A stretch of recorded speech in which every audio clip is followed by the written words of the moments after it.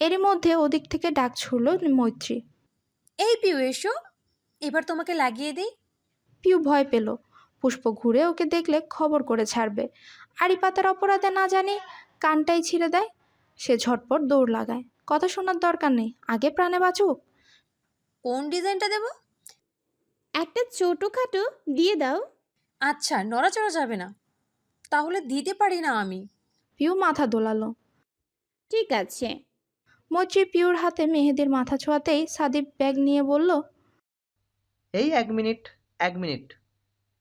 মৈত্রী তাকায়। দুজনের চোখাচোখি হয়। পিউ জিজ্ঞেস করলো, কি হলো? সাদীপ ক্যামেরা তাক করে বলল, এবার দিন, ভিডিও করে রাখছি, পরে সময় করে দেখব। কথাটা সে নিজের মতো বললেও মৈত্রী অনেক কিছু ভেবে বসে। মৃদু হেসে চোখ নামায় পিউর হাতের তালুতে। পিউ গালে হাত দিয়ে বসে। মাঝে মধ্যে আশেপাশে দেখে ধূসর ভাই এলেন কি না। ততবার মনে পড়ে সেই দৃশ্য। ধূসর প্রথমবার তাকে চুমু খেয়েছে। এরপরেও লোকটা ভালোবাসে না, বোঝার ক্ষমতা নেই কার। একটা অবুঝ শিশুও বুঝবে এসব। পিউর হঠাৎ চোখ পড়ে বর্ষার দিকে। বাম হাত বিছিয়ে বসে সে, কিঞ্চিত জায়গা ফাঁকা নেই। তালুর মাঝখানে আবার বি যে লেখা। পিউর ইচ্ছেরা জেগে ওঠে, সেও লিখবে এভাবে। মুখ ফুটে বলতে যেও শান্তা সাদীপ এদেরকে খেয়াল করে। ধূসরের নামের প্রথম লেটারটা আনকমন। 14 গোষ্ঠীতেও ডি দিয়ে আর কারোর নাম নেই। এদের সামনে বললে নিঃসন্দেহে বুঝে ফেলবে। যেহেতু তাদের প্রেম এখনও জোরালো হয়নি, ধূসর তাকে মনের কথা বলেননি, সেও প্রেমিকার রূপ পায়নি, তখন কাউকে কিছু বুঝতে দেওয়া বোকামো হবে না। পিউ চুপ করে থাকলো। তবে বলে রাখলো, মাঝখানে জায়গা ফাঁকা থাকুক আপু। মৈত্রী দ্বিরুক্তি করে না, মাঝে অল্প জায়গা রেখে আশেপাশে ভরিয়ে ফেলে। শেষ করে জানায়, হয়ে গেছে। পিউ হাত ফিরিয়ে উঠে যায়। ও যেতে ক্যামেরা বন্ধ করে সাদীপও চলে গেল। মৈত্রীর মুখটা ঝুপ করে কালো হয়ে গেল। অমনি বসে থাকলে কি হতো? শান্তার দিকে চেয়ে বলে, দে, তোকে লাগিয়ে দিই। শান্তা মোটা কণ্ঠে বলল। লাগবে না। মৈত্রী ভূগোটায়। বললি না লাগাবি? শান্তা গাল ফুলিয়ে বলল, আমি আগে বলেছিলাম, তুমি প্রিয় আপুকে তাহলে আগে লাগিয়ে দিলে কেন? সিরিয়াল তো আমার ছিল। বর্ষা কষে ধমক দিয়ে বলল, কিছুতে তুই কি হাঁটু নেমেছে? পিউ আমাদের গেস্টরা বছর পর এলো, হিংসে করছিস কেন? ও দিয়েছে, এখনো তুই দে। একই তো হলো, আশ্চর্য। শান্তার চেহারা বাকিটুকু কালো হলো। বর্ষা পাত্তা দিল না, উল্টে বলল, যাই কটা ছবি তুলে আসি, ওকে পাঠাবো। তারপর জায়গা ত্যাগ করলো সেও। মৈত্রী বলল, হাত দে। বললাম না লাগবে না। রাগ করিস কেন? তুই তো আমার নিজের মানুষ, তাই না? পিউ তো গেস্ট, গেস্টদের প্রায়োরিটি দিতে হয় সব সময়। দে সোনাপু, পিওর থেকেও একটা সুন্দর দেখে ডিজাইন এঁকে দিব।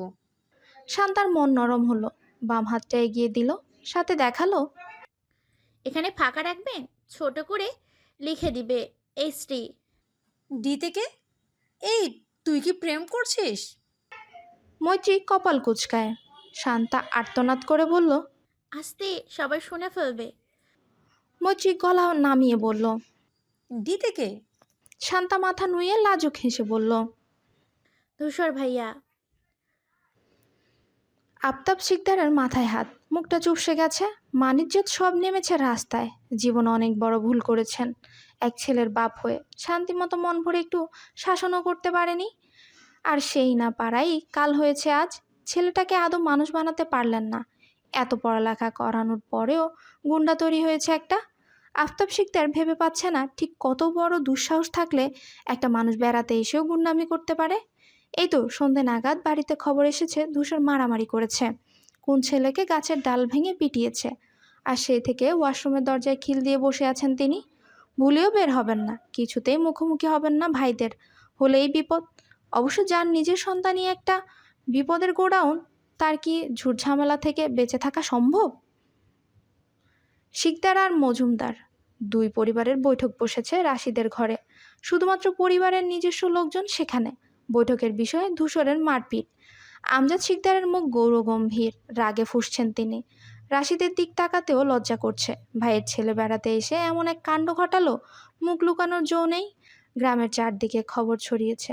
যে লোক বাড়িতে এসে বলেছেন তিনিই মূল হোতা এর। এখন কি হবে? মানিজ্যত কিচ্ছু বাকি আছে? আমজাদ শিকদার চোখ রাখলেন মেঝেতে, অসহ্য ভঙ্গিতে দুপাশে মাথা নাড়ালেন। মিনা বেগম স্বামীর দিক চেয়ে ঢোক গিললেন কবার। অসহায় নেত্রে আবার তাকাচ্ছেন জায়েদের দিকে। সবার মুখ চুপসে এইটুকুন।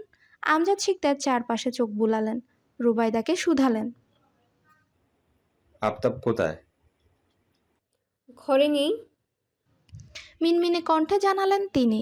আমজাদ শিকদার চেহারা কুচকালেন। এরকম সময় কই হাওয়া খেতে গেছে সে? রাদিফকে সদর দরজায় পাহারায় রাখা হয়েছে। সবাই যে এই ঘরে জাগ বেঁধে বসে আছে, ধূসর চোখাটে পা রাখা মাত্রই সবার কান এড়িয়ে সে খবর পৌঁছে দিতে হবে। রাদিফ অক্ষরে অক্ষরে ভদ্র ছেলে, তেমন পয়েন্টে পয়েন্টে সে বড় চাচার হুকুম মেনেছে। এই তো আঙ্গুল ধরে হাজির হলো ধূসর সহ। তার পরনের নীল পাঞ্জাবি ঘামে ভেজা, কপাল চুলেও চিকচিক করছে ঘাম। অভিনস্ত চুল হাত দিয়ে ঠেলতে ঠেলতে পা রাখলো কামরায়। পেছনে তার দুদিনের সঙ্গী তুহিনও এলো। ভেতরে এতজনকে একসাথে দেখে অপ্রতিভ হলো ধূসর। সে আসা মাত্রই থমথমে পরিবেশ পাল্টায়, গাঢ় হয়। সকলে একযোগে তাকায়। পিউ কাচুমাচু ভঙ্গিতে দাঁড়িয়ে মারামারির ঘটনা সেও শুনেছে, কিন্তু হিসেব মিলছে না। এখানে কাকে চেনে ধূসর ভাই? কেনই বা করবে এমন? জবা বেগম রাদিফকে ইশারা করলেন বাইরে যেতে। ছোট মানুষ বড়দের কথায় থাকতে নেই। আপাতত সাদিপ, পিহু, পুষ্প আর বর্ষা ছাড়া কেউ জায়গা পায়নি এখানে। ধূসর কারো দিকে তাকালো না, সোজাসুজি আমজাদকেই শুধালো। ডেকেছিলেন? তিনি ক্ষেপে তাকালেন। একবার দেখলেন পাশে বসা রাশিদকেও, পুরুষ কণ্ঠে শুধালেন। শুনলাম মোরশেদের ছেলেকে মেরেছো তুমি?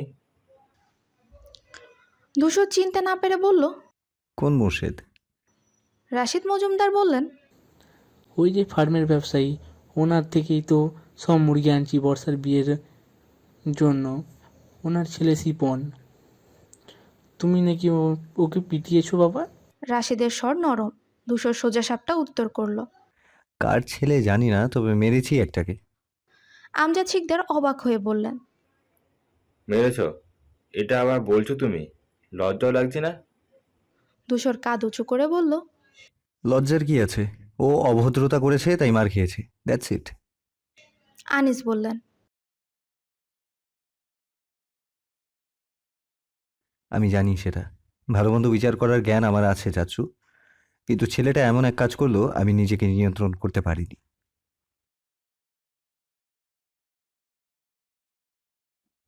বেধরম পিটিয়েছি গিয়ে বললো, তাহলে তো ও বাড়ি পর্যন্তই যেতে পারতো না।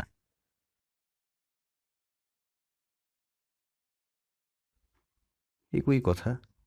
আমজাদ শিকদার ঠোঁট ফুলিয়ে জোরালো শ্বাস নিলেন। নিজেকে শান্ত করার বৃথা চেষ্টা করে বললেন, কি করেছো? আমরাও শুনি একটু। ধূসর আর চোখে একবার গুটিসুটি মেরে দাঁড়ানো পিহুকে দেখে নেয়, ফের দৃষ্টি আনে আমজাদ শিকদারের উপর। ভনিতা ছাড়াই জবাব দেয়। ও আমার কলিজায় হাত দিয়েছে। কথাটুকু কারোই মাথায় ঢুকলো না। মোত্তালেব আগ্রহ ভরে বললেন, কি করেছে? একটু খুলে বলো বাবা। ধূসর একটু চুপ থেকে বলে, আমার শার্টের কলার ধরেছে ও। সবাই আকাশ থেকে পড়ল। বিভ্রান্ত নজরে ধূসরকে দেখল। আমজাদ শিকদার হুতাশন করে বলল, তাই বলে এইভাবে মারবে? নাক মুখ ফাটিয়ে রক্ত বার করবে? ধূসর শক্ত কণ্ঠে জানালো, হ্যাঁ, এরকম কাজ ও যতবার করবে ততবারই মারবো। অবশ্য মনে হয় না আজকের পর আর সাহস করবে। প্রত্যেকে হতবাক হয়ে চেয়ে রইলেন। আমজাদ শিকদার মিনা বেগমকে বললেন, দেখেছো দেখেছো তোমাদের ছেলের অবস্থা? আরও লাই দাও সবাই মিলে, মাথা তুলে লাফাও। এখন যদি ওই ছেলের পরিবার মামলা ঠুকে দেয় তখন কি হবে? মিনা বেগম আস্তে ধীরে বলতে গেলেন। আপনি শান্ত হন এভাবে। ধূসর মাঝপথেই উত্তর করে, মামলা দিলে দেবে? ছোটখাটো যে কোনো ব্যাপারে জেল খাটতে হয় জেনেই রাজনীতিতে নেমেছিলাম। শিকদার, ধূসর, মাহতাব এসবে ভয় পায় না। আমজাদ শিকদার বিহব্বল হলেন। কিছু বলার ভাষা নেই। পর মুহূর্তে উত্তেজিত হয়ে ডেকে উঠলেন, আফতাব, আফতাব।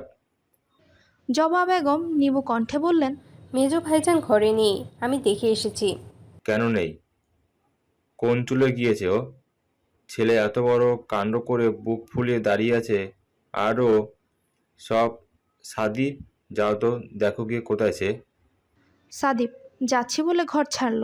চাপানো দরজা আবার চাপালেন সুমনা বেগম। রাশিদ মজুমদার সুস্থির কণ্ঠে বললেন, থাক ভাইজান, যাওয়ার হয়ে গেছে। ধূসরের মাথা গরম, বাচ্চা ছেলে করে ফেলেছে।